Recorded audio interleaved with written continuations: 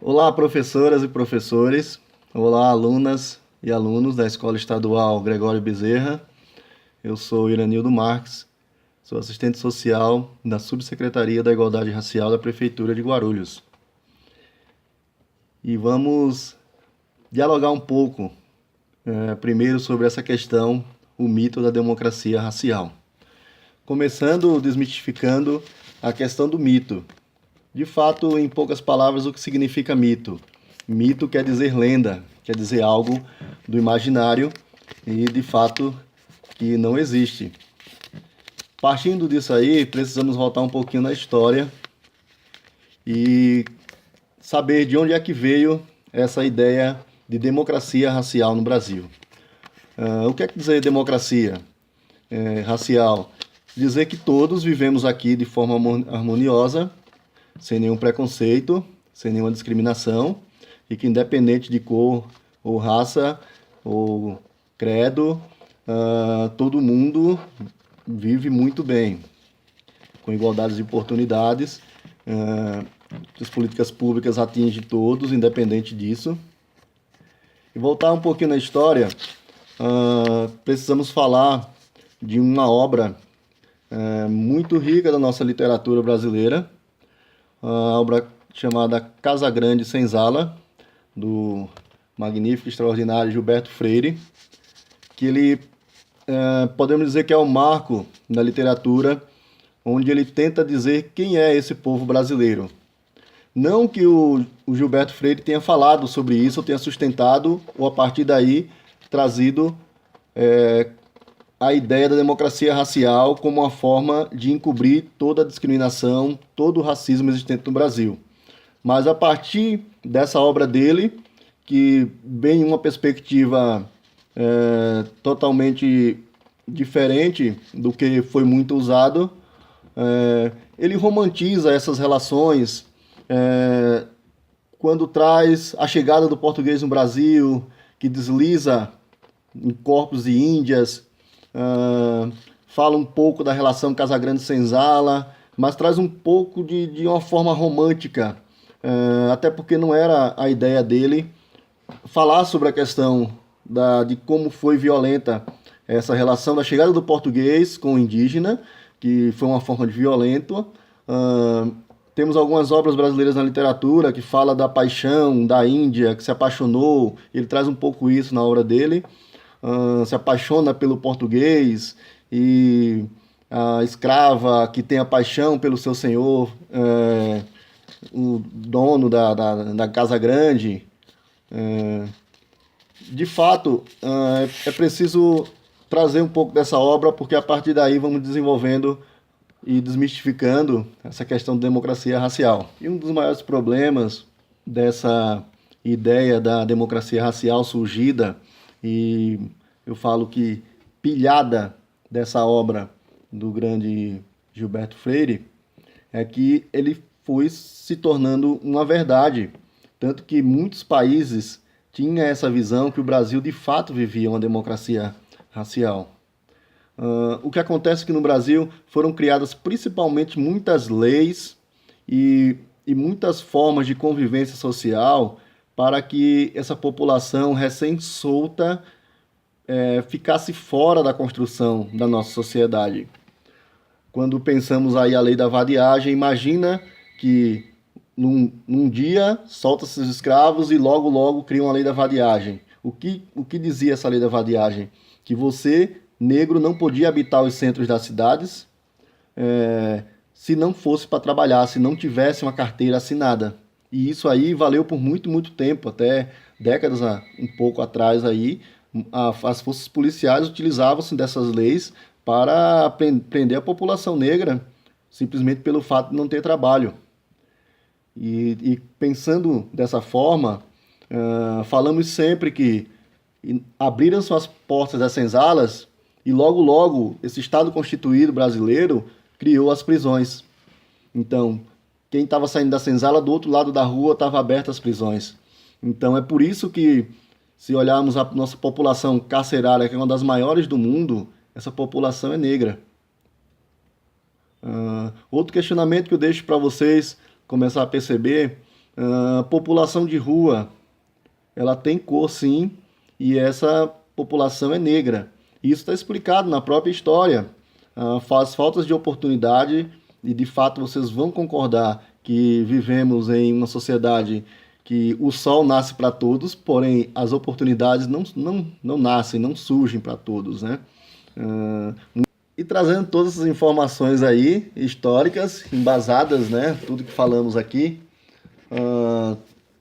Estou nesse livro aqui, o Jacob Gorener, bem fininho, para me apropriar dessa história que, assim, infelizmente, quando sentamos apenas nos bancos das universidades é que temos a aproximação com essa verdadeira história que aconteceu no Brasil. Porque até então o que aprendemos é a história dos vencedores, dos que estão no poder e dos que mandam hoje e criam as leis no Brasil. Mas é preciso mergulhar e entender e buscar essa história dos povos que foram os vencidos.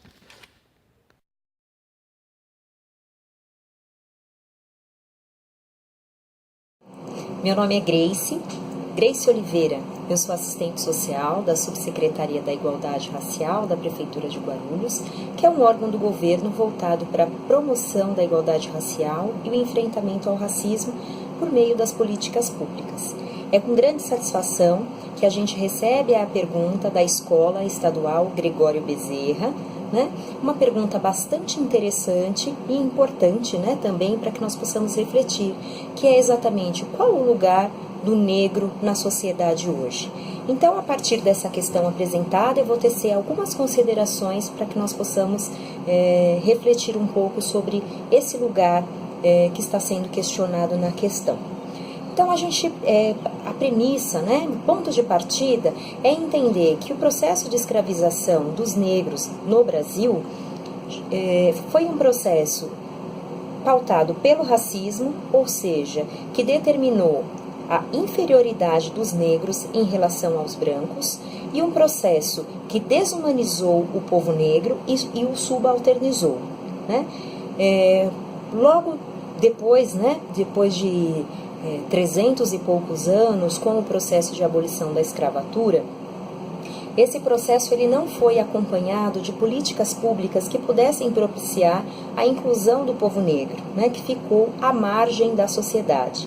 E é esse histórico, né, essa trajetória histórica da população negra tem reflexos ainda hoje, né? Então, se a gente for consultar alguns indicadores, nós teremos que a cada 4 jovens, né, a cada 4 universitários, apenas um é negro. Segundo o mapa da violência, a cada 100 pessoas assassinadas, 71 são negras, sendo as vítimas preferenciais os jovens, né? Então, os jovens negros são as vítimas preferenciais aí dos homicídios. As mulheres negras, numa pesquisa no Rio de Janeiro, do dossiê da violência, em 2015, representam 62% dos homicídios entre mulheres, né? Então, a cada 100 mulheres assassinadas no Rio de Janeiro, 62 são negras, né? Então, isso mostra um quadro de bastante desvantagem, né, e de vulnerabilidade dos povos negros em relação aos não negros da nossa sociedade, né? Agora, a gente não pode dizer também que não houve avanços, né? Então, isso significa pontuar que o lugar do negro também não é apenas o lugar voltado à cultura, às danças, à música, ao esporte, né? Embora sejam lugares importantes, o espaço do negro não é apenas nesse lugar, né? Então, para isso é preciso reconhecer, né, que essa invisibilidade, a subrepresentação dos negros nos espaços de poder se dá pela ocorrência do racismo, né, que tem limitado o acesso da população negra aos espaços tradicionalmente ocupados por brancos, né? As ações afirmativas nesse sentido, né, das quais a gente pode citar as cotas raciais, ela é um processo que visa propiciar uma mudança justamente nesse quadro, né?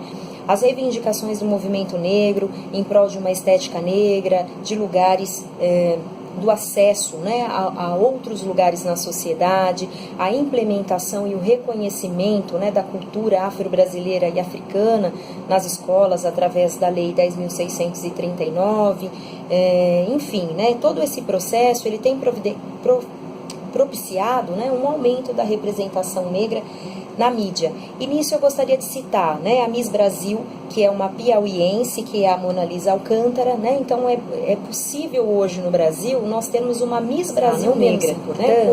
É importante que a gente reflita que nós somos, né, os negros, que é a composição, segundo o IBGE, de pretos e pardos, correspondem a 53% da população brasileira.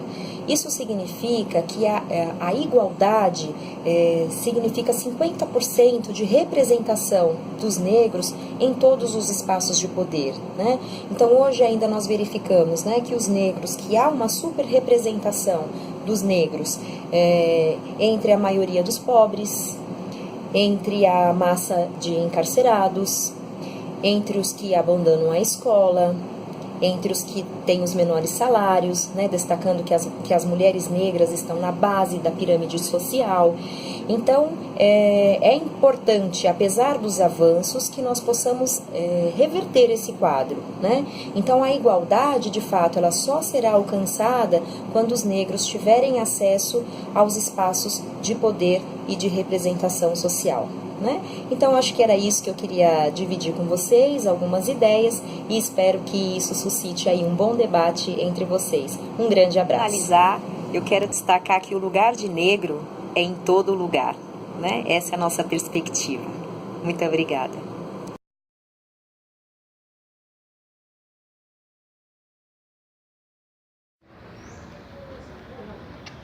Então, gente, falando para vocês, né?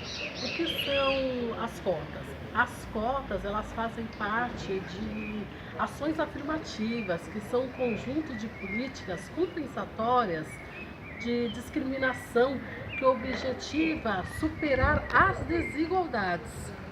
As cotas raciais, elas são para pretos e pardos, ou seja, a gente juntar pretos e pardos, nós temos os negros no Brasil. E são cotas para quê? Para que eles tenham acesso às universidades, para que este grupo tenha acesso a universidades. Não só pretos e pardos, como também os indígenas, né? Que fazem parte das cotas raciais. Nós temos também as cotas sociais. As cotas sociais são para alunos oriundos de escolas públicas também. E aí a gente pode pensar assim, quem são os alunos oriundos de escolas públicas? Na maioria das vezes está também inclusos pretos, pardos, os indígenas ou brancos, que são pobres, que também têm direitos a essas cotas sociais, né? As cotas, por que a gente tem sistemas de cotas no Brasil? Por quê? Porque ela é uma correção da desvantagem histórica na nossa sociedade. Nós temos este grupo de pessoas que eu acabei de falar para vocês, eles têm uma desvantagem em relação a outros grupos que foram privilegiados ao longo dos anos, ou pessoas brancas, pessoas que vinham de escolas particulares, escolas privadas. Então, este grupo, eles têm uma vantagem em cima deste outro grupo que é oriundo de escola pública, ou que, por conta da cor da pele ou por conta da sua etnia, teve uma desvantagem histórica. Para quê? Para que hoje chegue a questão da universidade. Então ela é uma correção. As cotas nada mais é do que uma correção. E assim que nós tivermos no Brasil um número de pretos, pardos, pobres e indígenas com o mesmo perfil educacional, assim que a proporção de pretos, pobres e indígenas em relação aos brancos estiverem o mesmo número semelhante na nossa sociedade em geral, nas universidades, nos cursos mais concorridos, as cotas podem acabar. Aí a gente não vai ter mais sistemas de cotas. Por quê? A cotas é por um período e é por um período para reparação. Assim que nós repararmos esses danos que nós temos na nossa sociedade, nós não precisamos mais de cotas. Beleza? Obrigada.